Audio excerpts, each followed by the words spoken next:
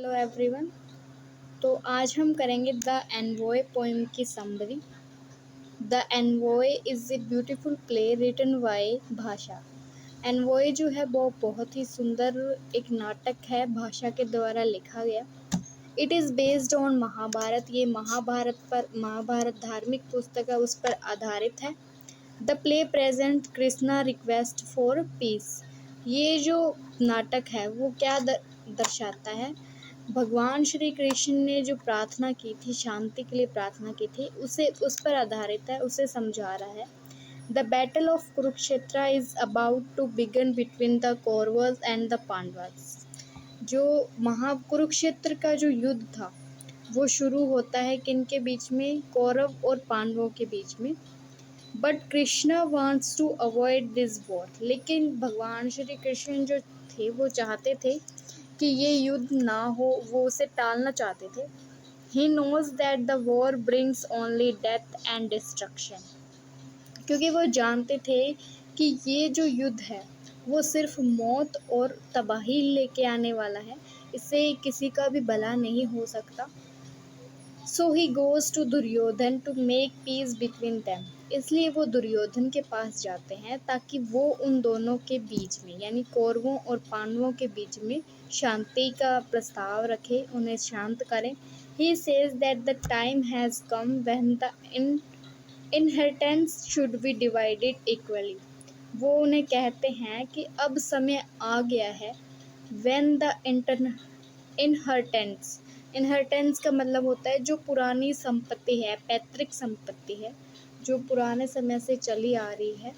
वो जब जैसे दो भाई होते हैं तो वो संपत्ति उन दोनों भाइयों में बंटती है, उसी तरीके से इसमें कहा गया है कि अब वो समय आ गया है जब हमें पैतृक संपत्ति को दोनों में बराबर बराबर बांट देना चाहिए। ही says that all is lost by cheating relatives and well wisher. कि ऑल इज लॉस्ट, सब कुछ खत्म हो जाता है। कैसे खत्म हो जाता है? बाय चीटिंग रिलेटिव्स, अपने रिश्तेदारों के साथ धोखा करने से, और वेल विशर के साथ, जो आपके लिए अच्छा सोचता है उसके साथ अगर आप धोखा करोगे तो सब कुछ खत्म हो जाएगा।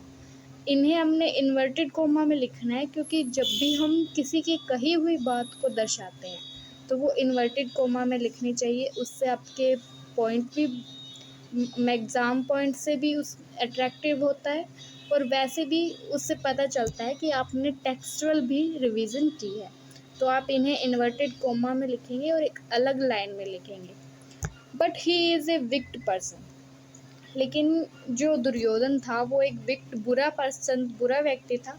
एंड प्लेन्स टू ह्यूमिलाइट कृष्णा, और वो कृष्णा को जो है, वो जो श्री कृष्ण को क्या करता है, ह्यूमिलाइट करने की, उनका अपमान करने की कोशिश करता है। और क्या कहता है, one does not bag for a kingdoms. कि साम्राज्य के लिए कभी भी भीख नहीं मांगी जाती। कोई भी व्यक्ति है वो साम्राज्य के लिए भीख नहीं मांगेगा। किंगडम्स का मतलब होता है साम्राज्य, बैग यानी भीख। Kingdoms are won by prince. जो साम्राज्य है वो एक राजकुमार के द्वारा जीता जाता है, उसके लिए भीख नहीं मांगी जाती। ऐसा दुर्योधन श्री कृष्ण को कहता है। He says that he is not ready to give anything to the Pandavas. वो कहता है कि मैं अपना कुछ भी पांडवों को देने के लिए तैयार नहीं हूँ। In this argument he says harsh word for Krishna. इस सब तर्क विचार में, तर्क वितर्क जो उनके बीच बातचीत हो रही थी, उसमें वो कुछ हार्श वर्ड यानी कुछ अपमानदेही ऐसे शब्द उन्हें बोल देता है भगवान श्री कृष्ण को, जो उन्हें दुखी करते हैं यानी चुभते हैं। He says cowherd grass is unneeded a thing for you. Cowherd का मतलब होता है कि गायों को चराने वाला। गायों के चराने वाले को सिर्फ क्या है, घास यानी घास की ही ज़रूरत होती है। तुम्हें सिर्फ घास की ज़रूरत है और किसी चीज़ में तुम्हें ध्यान देने की ज़रूरत नहीं है।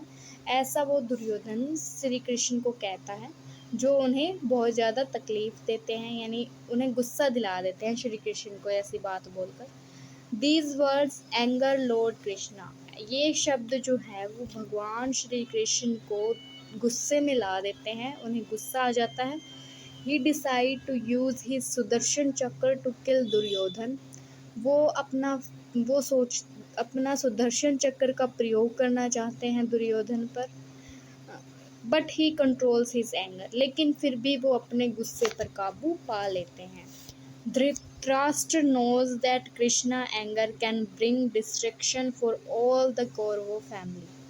धृतराष्ट्र जो है वो जानते हैं कि कृष्णा का गुस्सा पूरे कौरव परिवार के लिए, पूरे कौरव वंश के लिए विनाश की उत्पत्ति कर सकता है, विनाश ला सकता है। So he apologises to Krishna for the rude behaviour of his son. इसलिए वो श्री कृष्णा से अपने बेटे के द्वारा किए गए बुरे बर्ताव के लिए माफ़ी मांगते हैं। एंड कृष्णा फॉरगिव्स हिम, और भगवान श्री कृष्ण उन्हें माफ़ भी कर देते हैं। So we can say that Duryodhan make the mistakes of humiliating Krishna।